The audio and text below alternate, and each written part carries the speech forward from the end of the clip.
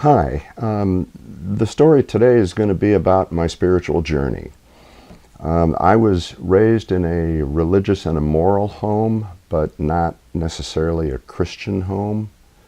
We were forced to go to church every Sunday. I was raised in the Episcopal denomination, which is a very ritualistic denomination. The only thing that is not ritualistic about it is they change the gospel readings every week, and then the sermon is on something different. But honestly, they never said anything about it. They would read from the gospel and then not say anything about it, and the sermon would be on something that I didn't think related to it. So I never really heard about Jesus or the Bible or God or anything like that. Over the years, I really came to hate church because, well, first off, my parents made us go, especially my dad, and he wanted us to dress up. And when you're a little kid, even like 9 or 10 or 11, and you got to dress up, and you got to put on a sports coat and a nice pair of pants and your good shoes and a tie.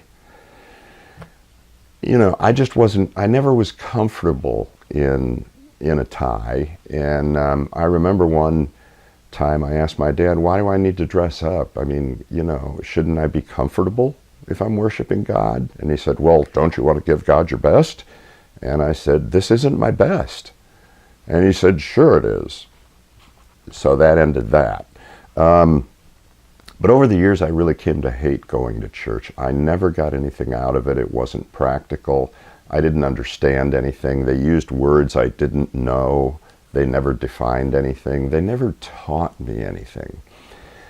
We also usually didn't go to a church in our neighborhood, and so I didn't know any of the kids there. And even when we got to know them, they were very cliquish because they all went to the same schools. So when I could get a job working on Sunday, I did, and it was my first job.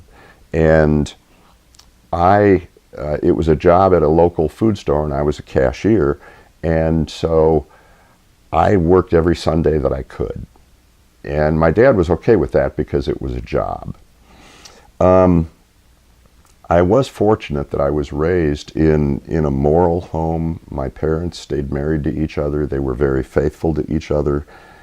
It's just that we never talked about Jesus or the Bible or anything like that.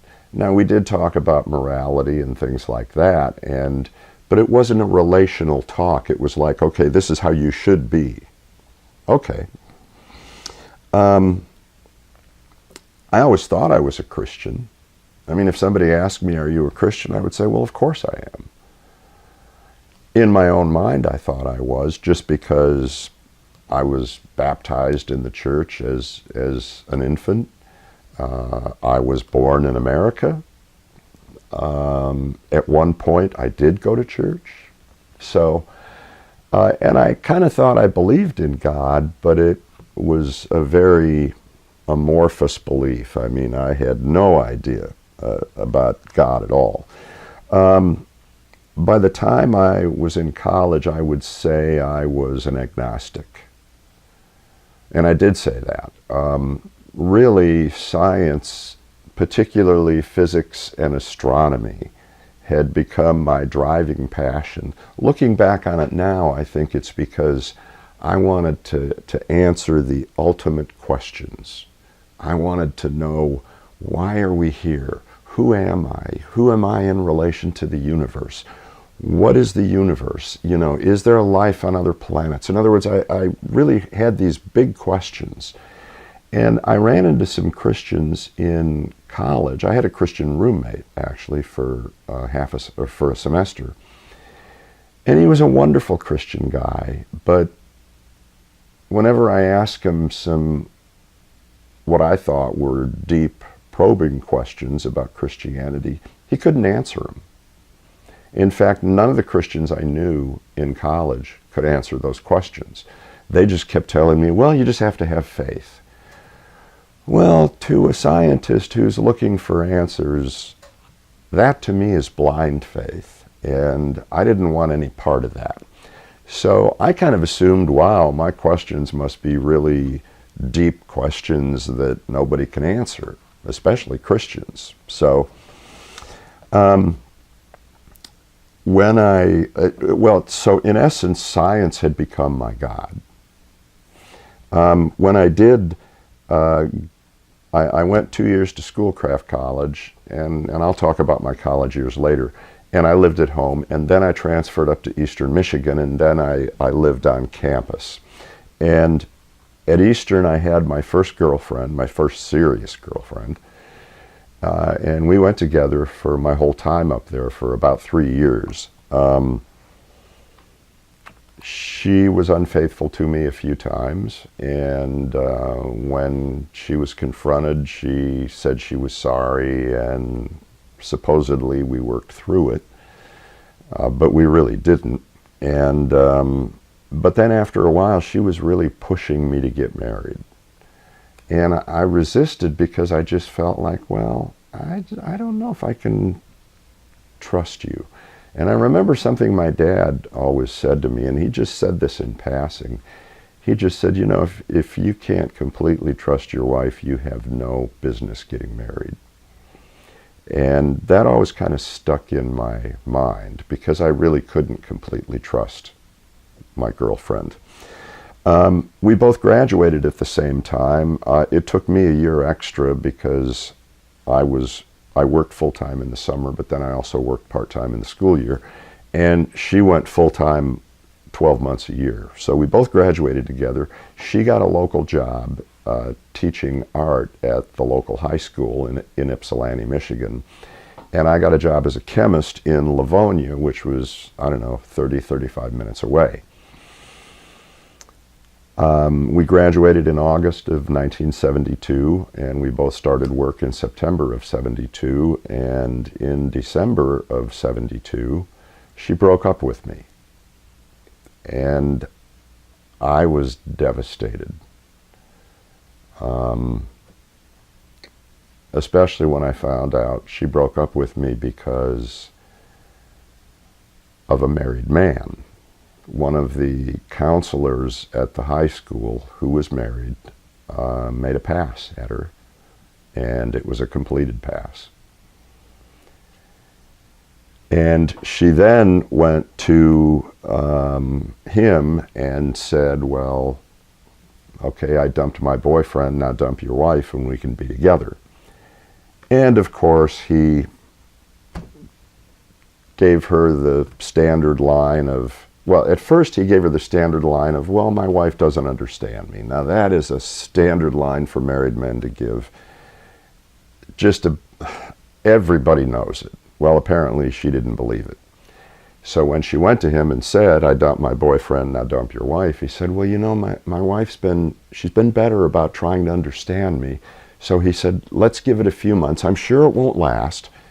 Well, then she realized that she had been played, and so she dumped him and then went out and had sex with just about every man in Ypsilanti, whether they were married or not. And I know this because I heard about it. I was, this one girl that I wanted to date, or I did date once, she told me that, well, you know, she said I had a boyfriend, but your ex-girlfriend stole him away. She just basically came and let him know, hey, we can have a lot of fun together. And then another friend of mine, I was talking with him, and I mentioned, well, now that I'm living here in Ypsilanti, but I'm working in Livonia, and you know, I'm not going to school anymore, and so I don't really have a lot of places where I could meet a girl. Do you know of anything? And he said, oh yeah, I know of this one girl. She does it on the first date. And he told me, and it was my ex-girlfriend. So in January of 73, I decided I had wanted to go back to school to get my teaching degree. I had got my bachelor's of science. I majored in physics, and I minored in astronomy, chemistry, and math, but I wanted to be a teacher, so I went I was working full-time in the day as a chemist, and then I went back to school full-time at night to get a teaching degree. And I got my teaching degree in December of 1973. Now, that year was the most depressing year of my life. No matter who I would date, and I only dated a few times, Ypsilanti's a small town, and almost every place I would take my date, I had been there with my ex-girlfriend, and there were memories, and then I kept hearing about her, and you know, so early on I decided, once I get my teaching degree, I'm out of here. I'm running. And I had one of my best friends lived in California. He was married, but he told me, hey, if you want to move out here, you can move into our apartment and you can sleep on the couch until you get situated and get a job, and you know, then you can move out. But so I said, okay, I'll do that. And I thought a change of pace would do me good. So 1973 was a very depressing year for me. I will leave it at that and pick up in December of '73 in the next story. Thanks.